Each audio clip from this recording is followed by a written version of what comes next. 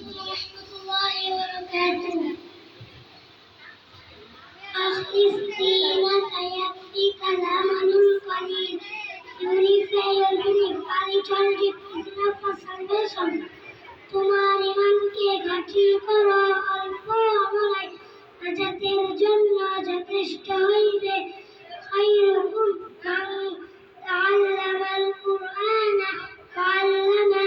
He is the best person of you who learns the Holy Quran and teaches it.